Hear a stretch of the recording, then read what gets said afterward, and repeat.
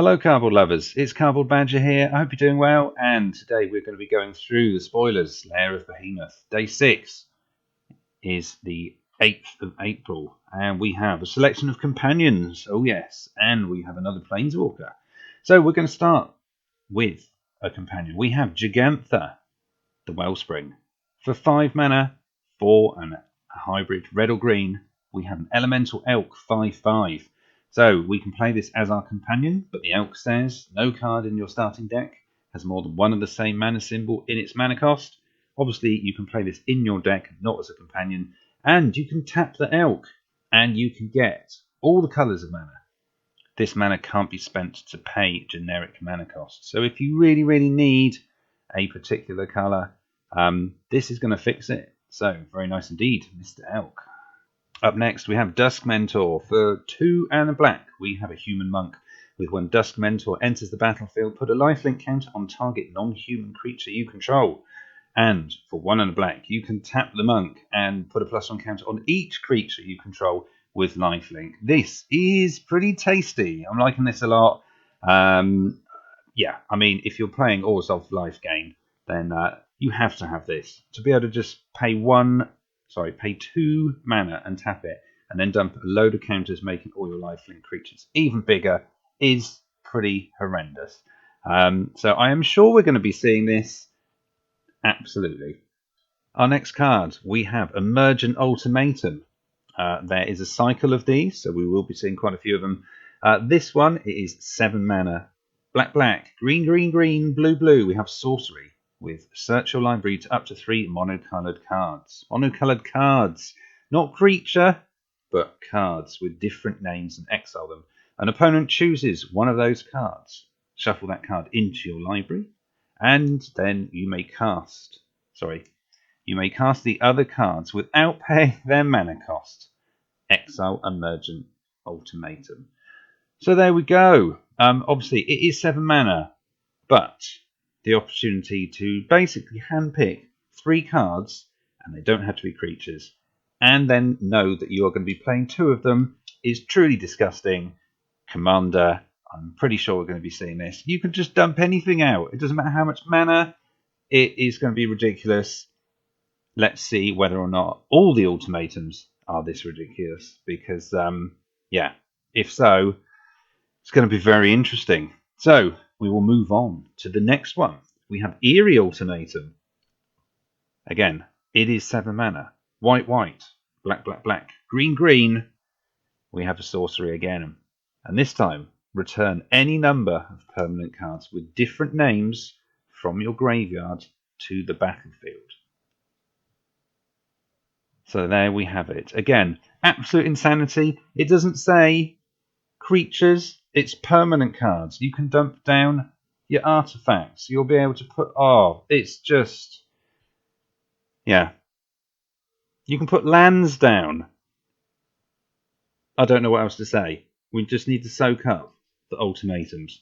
Whether or not we're going to see them in standard, 7 mana, you just don't know. But I'm sure in Commander, all of these ultimatums are going to be absolutely horrendous.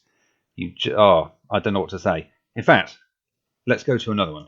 We are going to go to Ruinous Ultimatum. Again, 7 mana. There is a theme. Red, white, black. Again, we have another sorcery. And this one is destroy all non-land permanents your opponent controls. So, okay, you're not scooping everything up and dumping it on your side, but you are scooping up and disposing of everything your opponent has. Okay, it doesn't say exile, but destroy all non-land permanents your opponents control is mighty fine indeed. So, a ridiculous board wipe for the Ruinous Ultimatum. Up next, we have Song of Creation. Beautiful looking card. I would love to see this in foil. For 4 mana, 1 green, blue and a black. We have an enchantment. And it says, you may play an additional land on each of your turns, which is pretty good. Whenever you cast a spell, draw 2 cards. Very good indeed. And at the beginning of your end step, discard your hand. This looks really exciting, and I'm sure we're going to see someone do something horrendous with it. If you just want to keep drawing or discarding and being able to ramp up and play additional lands each turn, I think this is going to be absolutely amazing. So very excited to see what gets brewed around this card. Yeah, I do like this one a lot. Our next card, we have Sonorous Howlbonder. For 3 mana, 1 and a hybrid. Red, black, red, black. We have a human warrior 2/2 with menace. And each creature you control with menace can't be blocked except by 3 or more creatures. This is good. Really nice. Obviously lots of opportunities to move counters around in this set. So we can dump menace counters onto things that didn't have menace. Pop menace on a flyer. And yeah, flap in. And they have to have 3 flyers or reach creatures. This looks exciting. I'm sure we're going to have either a human or menace tribal deck going on. Love to see what on earth is going to happen with this. Really like this card indeed. And another human. We have Colorfright Mentor. For 2 and a red, we have a human warrior. 3/2. And when Colorfright Mentor enters the battlefield, here we go. Put a menace counter on a target non-human creature you control. So again, we have for 3 mana a 3/2. It's going to be able to put a menace counter on something else. And for 2 and a red, you can tap it and then put a +1 counter on each creature you control with menace. So this is very similar to the lifelink one we saw earlier. So I'm guessing we're going to have this for flyers as well. I don't know if we're going to Death Touch also. So we have a kind of cycle going on with cards being able to pump up everything that has a particular keyword. Really like this card. It's going to be able to go in Rakdos. Probably a human deck again, but really, really pumped up to see what on earth Menace is going to be doing in this set. Up next, we have another Planeswalker, the third Planeswalker in the set, and it's Narset. Narset of the Ancient Way. For 4 mana, 1 blue, red and a white, and I'm very pleased it's not 1 blue and white. We have Narset, a 4 loyalty Planeswalker with 3 abilities. Ability number 1, +1, you gain 2 life, and then you can add blue, red or white mana. Spend this mana only to cast a non-creature spell. So that's pretty good. -2 ability, you can draw a card, and then you can discard a card. When you discard a non-land card this way, Narset will then deal damage equal to that card's converted mana cost to a target creature or planeswalker. So the ability to hopefully destroy something of your opponent's, which is excellent stuff too. And the -6, and bearing in mind she is a 4 loyalty planeswalker. To start with, the -6 is you get an emblem with whenever you cast a non-creature spell, this emblem deals 2 damage to any target. So I do like this, but I'm very, very happy that we have red in the mana cost. I would have been terrified if that was not there. But yeah, excellent to see Narset back, and great to see another Planeswalker in the set. Next, we have more companions. We have Kaheera, the Orphanguard. For 3 mana, 1 and then hybrid, green, white, green, white. We have a cat beast. We have more cats, people. And it is a 3/2. It has vigilance. And each other creature that you control that's a cat, elemental, nightmare, dinosaur, or beast gets them +1/+1 and has vigilance. This as a companion is going to be amazing. For it to be a companion sat at your side, all ready to rock, you have to have your deck have each creature card in your starting deck be a cat, elemental, nightmare, dinosaur, or a beast. This looks absolutely fantastic. And the fact that you're going to be able to have it, if you do play it as a companion, have everything have vigilance and +1/+1 is going to be brilliant. I'm sure we're going to be seeing this in a life gain deck as well. Flyers, yeah, I mean, I think this is going to be absolutely brilliant. I love the artwork as well, I have to say. And I'm sure we are going to be seeing this all over the place. Having vigilance, just absolutely fantastic, and to be able to pump them up. Excellent stuff indeed. Up next, we have Drannichischer Heiler. For 2 mana, 1 and a white, we have a human cleric 2/2, and whenever you cycle a card, you gain a life. And you can cycle this card, discarding it and drawing a card. So an additional card if we are going to try and build around cycling. I personally don't like cycling a huge amount. I wouldn't want to do an entire deck on it. But obviously, if you are going to, and you've got these out, and you are able to gain life, and then trigger things that don't have cycling, to pump up some of your other creatures, then yeah, it could be great. It's a human as well, which is always a good thing. And obviously, just being able to cycle and gain a couple of life to keep you in the game a little bit longer is obviously going to be a bonus too. So it has lots of options, but personally I am not a massive fan of cycling. Next we have Farfinder. For 3 mana we have a fox, a 1/1 with vigilance, and when Farfinder enters the battlefield you may search your library for a basic land card, reveal it, put it into your hand, and then shuffle your library. So I suppose a good non-human way to ramp up. So that is always a good thing. And it's colourless as well. So yeah, it looks great. I don't know if we're going to see it a lot, but very nice artwork indeed. Up next we have Zerda the Dawnwaker. This looks absolutely amazing. I would love this in foil. For 3 mana, 1 and then hybrid. Red, white, red, white. We have an elemental fox. So more foxes, but it's also an elemental. So that's pretty scary because we can obviously put it into a flyers deck. And yeah, it is a 3/3. It is a companion. It considered your side as per normal. And for that to happen, each permanent card in your starting deck has an activated ability. So that is the rules. But obviously you can have it in your deck rather than at your side. And if that was the case, abilities you activate that aren't mana abilities cost 2 less to cast, or 2 less to activate, sorry. And this effect can't reduce the mana in that cost to less than 1 mana. The thing I really like about this is for 1 mana and you can tap it and target creature can't block this turn. So you have got an elemental. It's going to make the activated abilities cheaper. You can tap something down at your leisure and you will be able to put this into an Izzet deck. Yes, this is going to be interesting. Obviously, you could put it in blue-white flyers as well.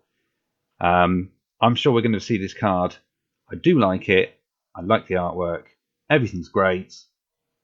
Quality stuff. Next, we have Offspring's Revenge. 4. 2 red, white, and a black. We have an enchantment with, at the beginning of combat on your turn, exile target red, white, or black creature card from your graveyard, and then create a token that's a copy of that card, except it's a 1/1. It gains haste until your next turn. So, important thing is, we are going to be able to scoop stuff back from our graveyard, and if it enters the battlefield, even though it's a 1/1 and a token, I believe it should still have all the abilities from the original card. So we will be able to have ETB triggers going off, and it also has haste, which is excellent stuff too.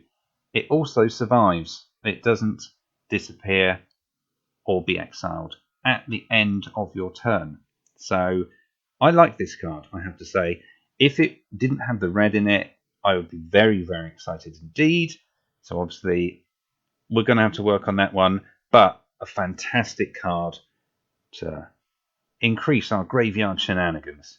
Excellent stuff. Our next card, we have Almighty Brushwag.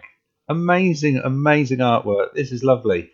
For 1 mana, we have a Brushwag. It's a 1/1. It's got trample, and for 4 mana, 3 and a green, it gets a +3/+3 till end of turn. That's it. But I love it. Excellent stuff. And our next card, we have Necropanther. Again, this is going to look absolute quality in foil. It is 3 mana, 1, a white, and a black. It is a Nightmare Cat. It is a 3/3. And when this creature mutates, return target creature card with a converted mana cost 3 or less from your graveyard to the battlefield. I like this card. It's got mutate as well. It's a mutate for 4, 2, and then hybrid. Black, white, black, white. Another nice mutate card to be able to scoop something back from the battlefield as well is excellent stuff indeed, especially if it's got a good ETB trigger. It's a cat. It's a nightmare. So yet again, we could be using this with companion decks. cat tribal deck, and also possibly a nice Orzhov deck as well. I do like this card. Our next card we have Of One Mind. For 2 and a blue, we have a sorcery. This spell costs 2 less to cast if you control a human creature and a non-human creature.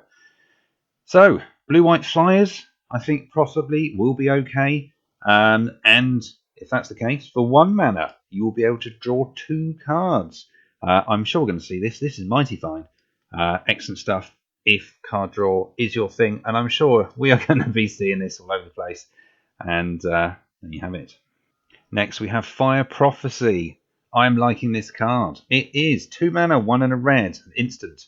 And the prophecy deals 3 damage to target creature, and you may put a card from your hand onto the bottom of your library. If you do, draw a card. So I'm very excited for this personally, because this is going to go straight in to the Is It Counters deck, because we need the ability to draw additional cards. We need to be drawing 2 per turn, and that is going to be wonderful because we're going to be able to create loads of tokens. Very fond of that deck. And yeah, Fire Prophecy is definitely going to go into it. Really, really, really looking forward to seeing this one in action. Up next, we have Skycat Sovereign. I'm already terrified. I've just read it. For 2 mana, white and a blue, it's an elemental cat. An elemental people. It's a 1/1, but it has flying. And Skycat Sovereign gets a +1/+1 for each other creature you control with flying. Oh my gosh, I think this is going to be terrifying. And for 4 mana, 2 white and a blue, you create another flying cat bird thing. Yes, I'm pretty sure we're going to see this all over the place. Another card for the flying deck. And it's going to be pumped up because of everything else. And it is blue-white. I don't know what else to say. I'm sure this is going to be terrifying all over the place. Please let me know in the comments what you think of this one. Are you loving it? Are you not liking it? But there you go. More elementals, more cats, and the ability to have it be pumped up by everything else. What can you say? And our final card, we have Flame Spill. I nearly said Flame Split. It's Flame Spill. It is 3 mana, 2 and a red. We have instant. With Flame Spill deals 4 damage to target creature, and then excess damage is dealt to that creature's controller instead. This is nice. To be able to fraz a 1/1 Death Toucher and then have the additional damage hop over onto something else. Very, very nice indeed. Also, it is of odd mana cost, which is also going to be very good if we are wanting to double up the damage with one of the earlier companion cards that was spoiled earlier on in the week. I can't remember. Obosh, I believe, is the one. Yeah, so to be able to have additional cards that are of odd mana could be very exciting, because for 3 mana to do 8 damage would be rather good. So really, really nice card. I'm liking this a lot. So there we have it, people. Those are the cards of the day. Some interesting stuff indeed. Another Planeswalker. Lots more Menace, which is exciting. Some ridiculous ultimatums. They are going to be an absolute mind-bender. But all in all, some beautiful cards in a set that is going to be very interesting indeed. I feel it's also going to be rather complicated too, but I'm sure we'll get into it. We will get used to it, and it is nice to have something very, very different. So all I can say is, if you enjoyed the video, please like, share, and subscribe. Let us know in the comments below your favourite card of today. And all I can say is thank you so much for watching, and we will see you again soon here on Cardboard Badger.